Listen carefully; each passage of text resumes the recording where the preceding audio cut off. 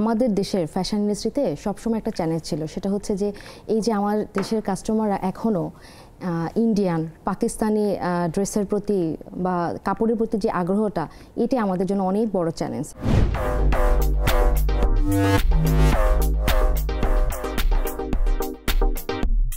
প্রিয় দর্শক, আমার সোশ্যাল মিডিয়াতে আজকের আয়োজনে আমরা এনেছি একজন ফ্যাশন ডিজাইনারকে, কারণ তার কথাই শুরু হয়েছিল ডিজাইনিং এর চ্যালেঞ্জটা কোথায়।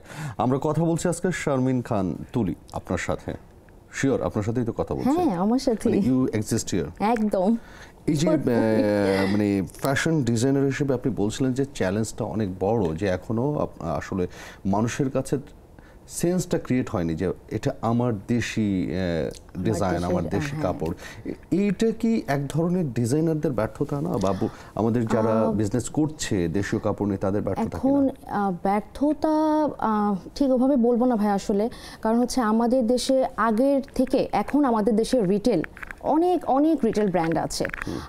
আগে যেরকম খুব মানে গুটি কয়েকটা ব্র্যান্ড ছিল, কিন্তু আপনি এখন দেখবেন ডে বাই ডে আমাদের ব্র্যান্ড, আমাদের নিজস্ব ব্র্যান্ড কিন্তু বাজারে আসছে। একটা বিষয় কিন্তু আছে, আপনি ইন্ডিয়ান পাকিস্তান ড্রেসের কথা বলছেন, যে একটা অভিযোগ আছে যে আমাদের দেশীয় যে বুটিক শপগুলো বা দেশীয় ডিজাইনারদের কাপড়গুলো একটু এক্সপেন্সিভ হয়, সে তুলনায় ডিজাইন এবং প্রাইসের দিক থেকে বাইরের কাপড়গুলো তুলনামূলক কম দামের হয়। এটা কি আপনি মানেন কি? না, এটা তো আমি মানি না।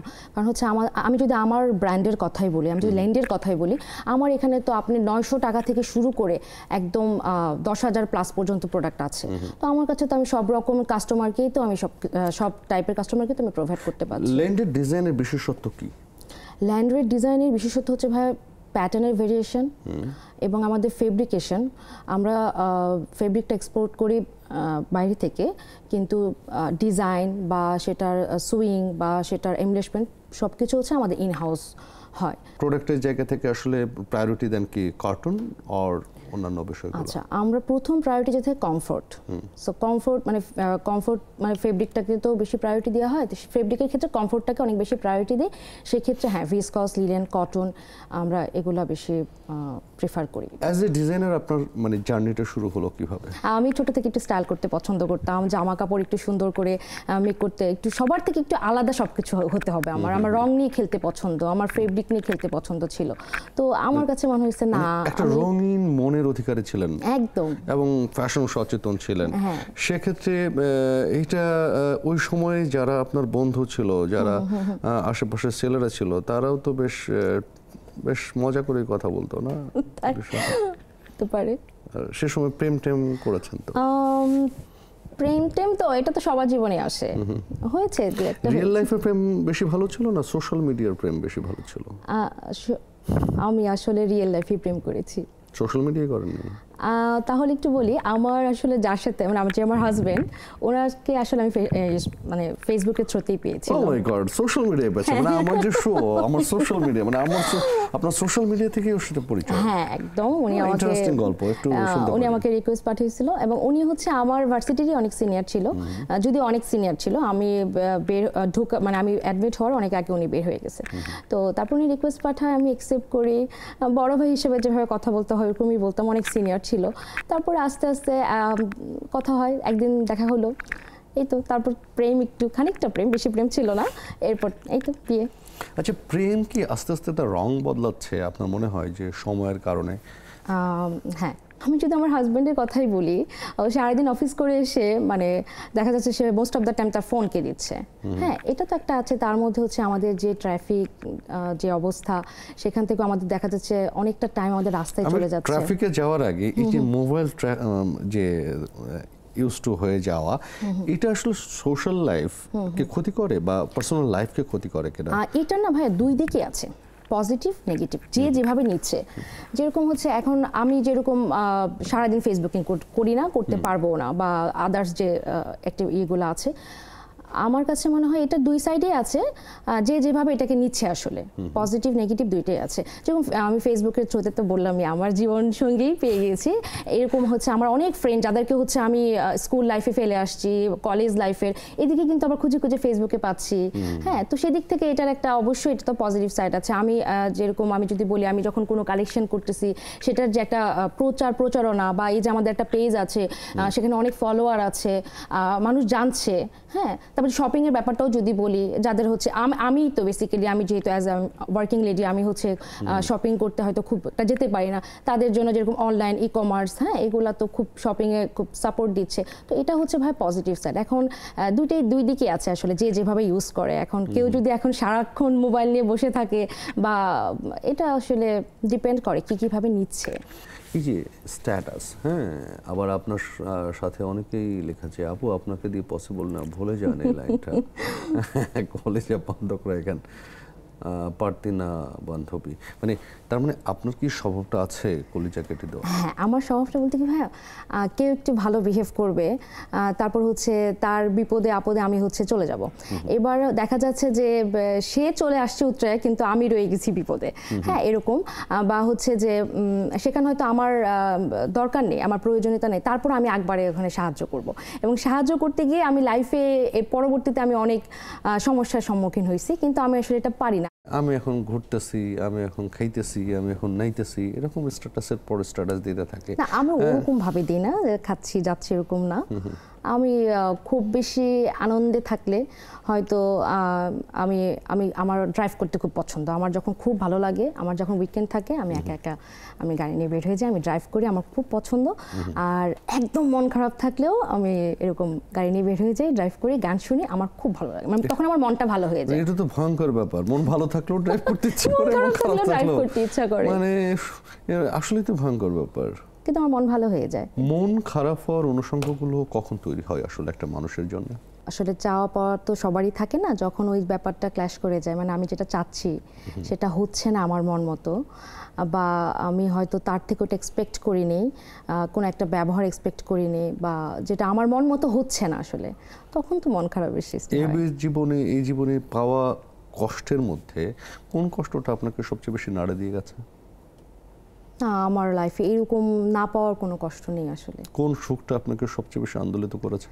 আমি যখন মা হয়েছি, ওই সুখটা আমার ওই দিনটা অ্যাকচুয়ালি ওইটা আমার লাইফে একটা অন্যতম একটা ভালো লাগার দিন। এই মা হওয়ার সময়টাকে এনজয় করছেন, স্টিল এনজয় করে যাচ্ছেন নিশ্চয়ই। সেই খুনসুটিগুলো আপনার সন্তানের কাছ থেকে আপনি আসলে কিভাবে এই পৃথিবীতে বড় করতে চান? আমার সন্তানের কাছে আমার সব সময়, ও এখন 7+, আমি সব সময় ওকে একটা মেসেজ দেওয়ার ট্রাই করি, being a good human being. আমার কাছে হচ্ছে আমি জানি না সে বড় হয়ে সে খুব ভালো স্টুডেন্ট হবে কিনা, সে খুব ভালো কিছু করতে পারবে কিনা, বাট আমি ওকে সবসময় একটা মেসেজ দিই, সেটা হচ্ছে ভালো মানুষ হতে হবে, ভালো মানুষ হওয়াটা খুব দরকার। হ্যাঁ, আমি জানি না, আমি আবার বললাম যে ও ভালো স্টুডেন্ট হবে কিনা, খুব বেশি কি করবে আমি জানি না, কিন্তু ওকে আমি একটা মেসেজ সবসময় দিই, বাবা সবার সাথে সবসময় ভালো বিহেভ করবা, ভালো মানুষ হতে হবে। এবং আমি বিশ্বাস করি ভাই যে আন্তরিকতা দিয়ে বা ভালোবাসা দিয়ে অনেক কিছু জয় করা যায়। সেখানে আমাদের সোসাইটির একটা জায়গা তৈরি হয়েছে যে আমরা অনেক বেশি অস্থিরতায় ভুগছি, এটা বলা হচ্ছে। আমরা অনেক বেশি ছুটছি সম্পদের পেছনে, এবং সেটা বৈধ হোক অবৈধ হোক। আমাদের জীবনেও নিশ্চয়ই এই বিষয়গুলো আছে। সেই বিষয়গুলো আমাদের প্রজন্মকে কতটা এফেক্ট করবে বলে মনে হয় আপনার?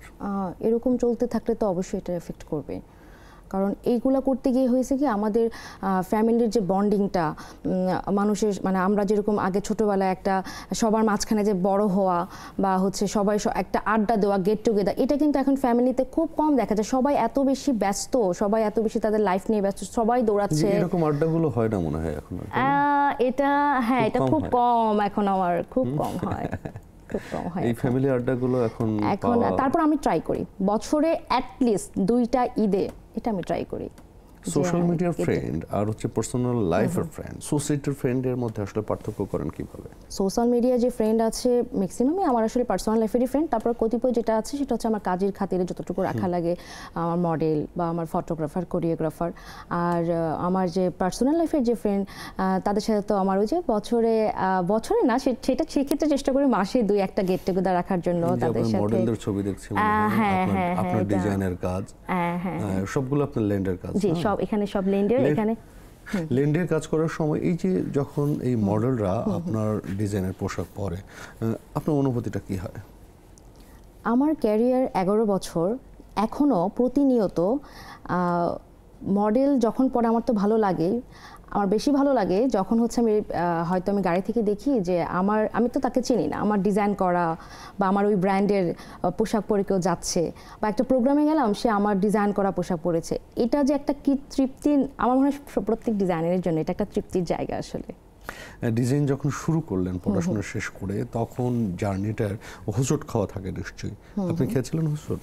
না, আমার আল্লাহর রহমতে আমার লাইফে এই টাইপের কোনো প্রবলেম হয়নি আলহামদুলিল্লাহ। কারণ হচ্ছে যে আমি বিজিএমইতে পড়াশোনা চলাকালীন সময় আমার একটা অফার আসে ইয়োলো বাই ভেক্সিমকো থেকে। ওখানে আমার আসলে, আমি তো বিজিএমইতে পড়াশোনা করেছি, বাট হাতে খড়িটা কীভাবে কি শিখেছি সেটা আমি ইয়োলো থেকেই শিখেছি। আমি ওখানে 4 মাসের মতো ছিলাম। তারপর আমার আরেকটা জব হয় বাকেলাভ, সেখানেও ছিলাম 5.5 বছর। ওটাতে থাকা অবস্থায় আমার ডেকো থেকে একটা অফার আসে, আমি সেখানে জয়েন করি এবং এরপর আমি তো ল্যান্ডেই আছি ওখানে চিফ ডিজাইনার হিসেবে। একটা জিনিস হিসেবে। যে পড়াশোনা বা একাডেমিতে যে শেখাটা শিখছেন সেটা ইন্ডাস্ট্রিতে এসে পাওয়া যায় না, ইন্ডাস্ট্রির কাজের ধরন হয়তো আলাদা। এরকম বিষয়গুলো কি আপনার পড়তে হয়েছে কখনো?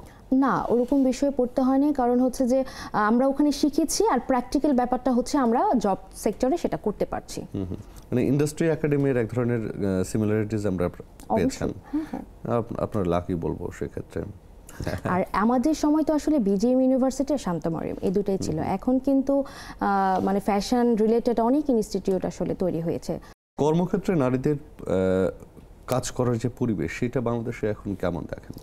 এখন ভালো, আলহামদুলিল্লাহ, এখন অনেক ভালো, ঠিক আছে। বাট এখনও নারীদেরকে আমি যেটা দেখি, আমার কাছে মনে হয় এটা অনেক নারীকে ফেস করতে হয়। যখন কোনো নারী সাকসেসের দিকে এগিয়ে গেল বা তার প্রমোশন হলো, তখন এইরকম কথা কতিপয় লোকজন বলে, মেয়ে মানুষ, আমি বলবো না সবাই, কতিপয় লোকজনের মেন্টালিটি এখনও এরকম আছে যে নারী বলে সে ফ্যাসিলিটি বেশি পাচ্ছে, নারী বলে সে আজকে আমি নাই, সে ওখানে পৌঁছে গেছে। বাট এটা তো সত্য না আসলে। প্রত্যেকে তার যোগ্যতা অনুসারে তার কাজ বা তার কাজের সাকসেসটা আসে আসলে। আপনার যে প্রতিষ্ঠানে কাজ করছেন সেখানে তাদের সবাইকে নিয়ে আপনার লাইফটা, জার্নিটা কেমন চলছে বলে মনে হয়? ভীষণ ভালো, এবং আমাদের খুবই ফ্রেন্ডলি এনভায়রনমেন্ট। আমার ওখানে অলমোস্ট 300 ওয়ার্কার কাজ করে, আমাদের 100-র উপরে স্টাফ আছে, এবং আমরা খুব ফ্রেন্ডলিভাবে আসলে আমরা অফিসটা করি। বোঝা যায় যে আপনার একটা ছোট স্ট্যাটাস দেখছি। ও আচ্ছা, এটা হ্যাঁ, উনি হচ্ছে আমার অফিসের খালা। তো আমি একটু আগে বলছিলাম ভাই, আমি লাইফে মানুষের অনেক ভালোবাসা পেয়েছি। তো আমি প্রচুর কফি খাই, তো আমার একটা চামচ ছিল, সেটা হচ্ছে হারিয়ে গিয়েছিল। তো আমি কি কষ্ট পাবো, উনি আমার থেকে বেশি কষ্ট পেয়েছিল।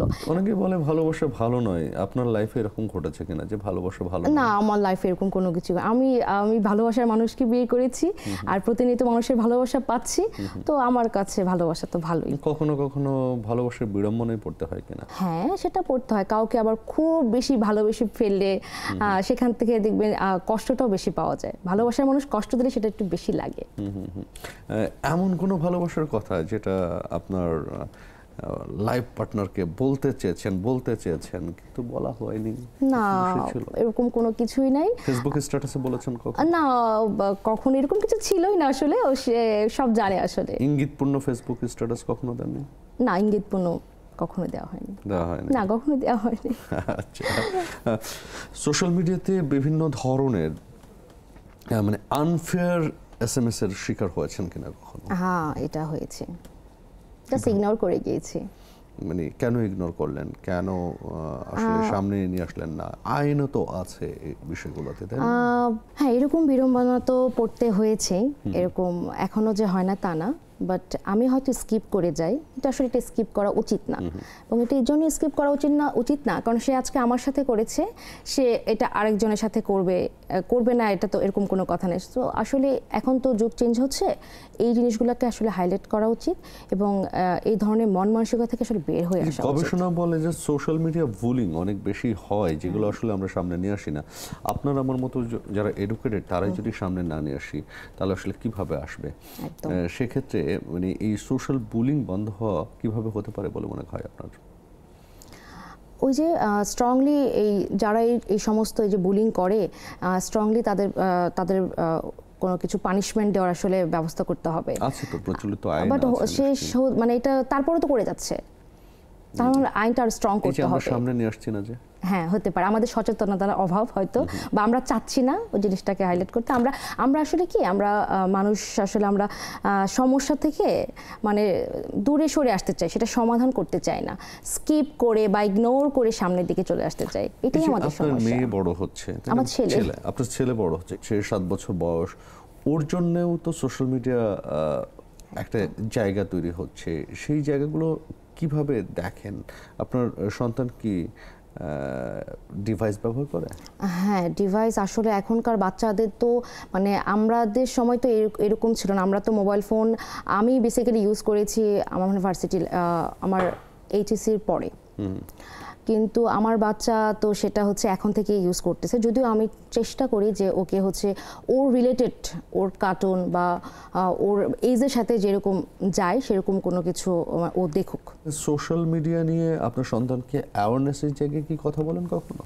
হ্যাঁ, এটা আমি সবসময় বলি এবং এটা বলতে হবে আসলে, কারণ এখন আমাদের সোশ্যাল মিডিয়ার যে অবস্থা, যে কেউ এখন একটা ফোন থাকছে, তার ফলোয়ার থাকছে, আর সে ভিডিও বানাচ্ছে, সে সেলিব্রিটি হয়ে যাচ্ছে।